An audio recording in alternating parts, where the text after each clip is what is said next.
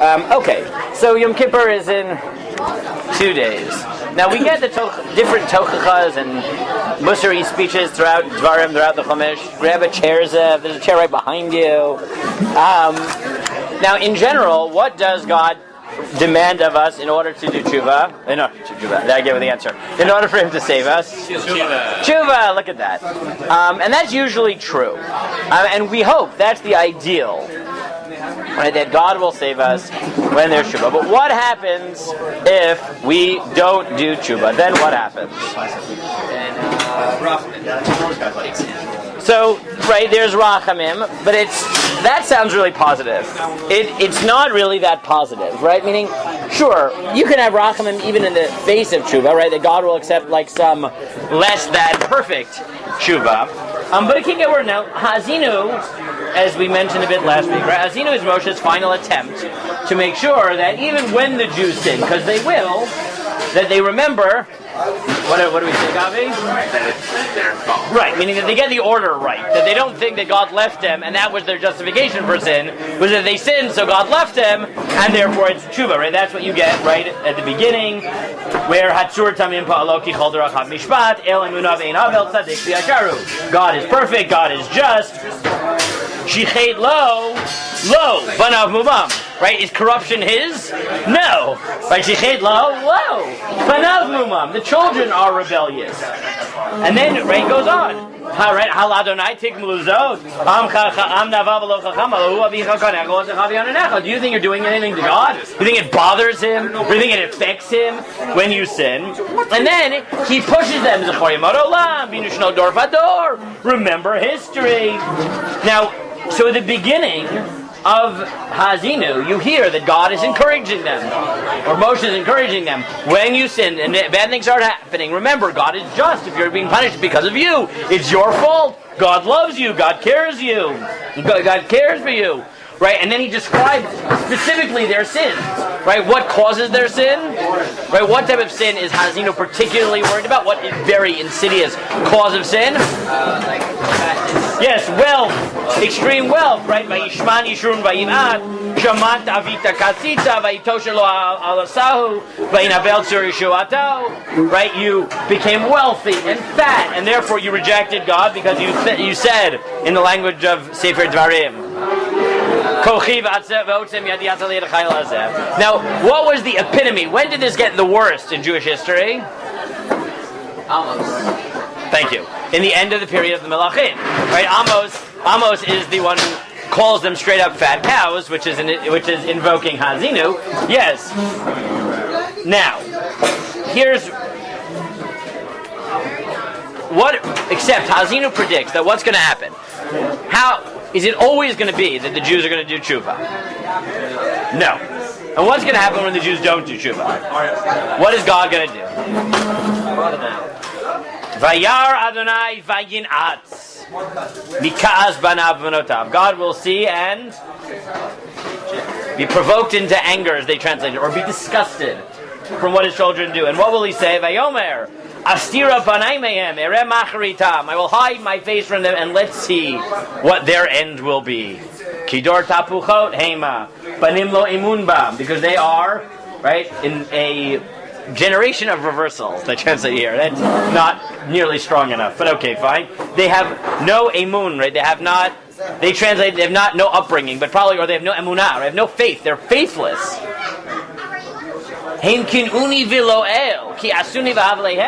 They made me angry with a non-God. Va'ani. Right, God gets very angry here. You traded me for a non-existent God? Fine, I'll trade you for a non-existent people. Right? If that makes you happy. Right? A fire burned in my nostrils and blazed to the lowest depths. And it'll consume a land and set afire what is founded on mountains. And he just goes on. Now, what happens at this point if the Jews don't do tshuva and God continues to judge them by justice? What happens? They get destroyed in Hesed. No, more than that. If God allows that to continue, what will happen? How much will they be destroyed? Utterly and completely. Supposedly he's never going to completely destroy the Jews. And that's what I want you to understand is the end of Azinu. The end of Azinu is quite depressing.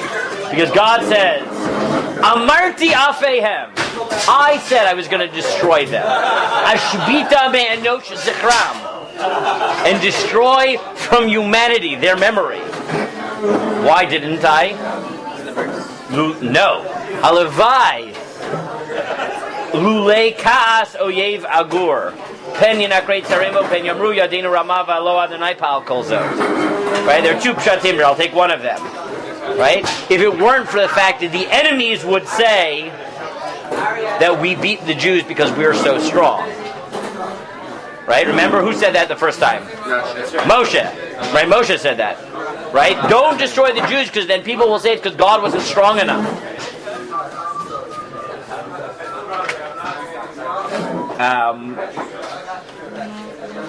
And so he says in the end of the day that why is he going to save them? And this is the end of Hazinu. It's quite depressing actually.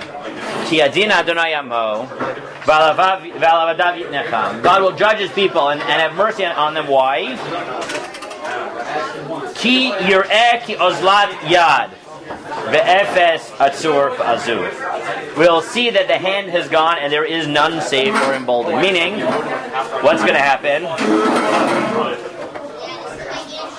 God says, there is a point at which I will save you without tshuva. There's no tshuva in Azinu. And what is that point? Where you are so far gone. You are on the brink of utter and complete destruction. And the enemy thinks it is them who did it. Then God says, I just can't do it. I just can't let the Jews be totally destroyed. It'd be nice if he pulled out the Brit. That may be behind it. But the experience of the end of Ha'azinu is, right? That is the most depressing point where you can get to. Now here's the sad question. We'll end with this. Did the Jews ever get to this point? What? What? No. Like explicitly. Do we know, did the Jews ever get to this point? No. Which one? Come on, which one? Which one? Which one? What? No.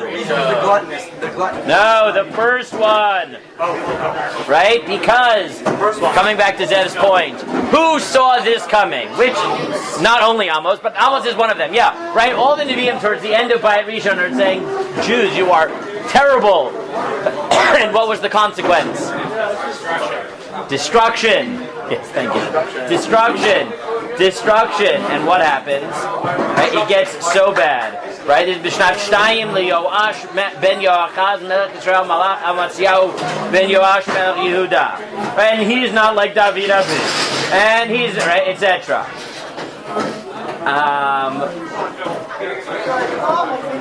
And then you get, let me find the pasuk.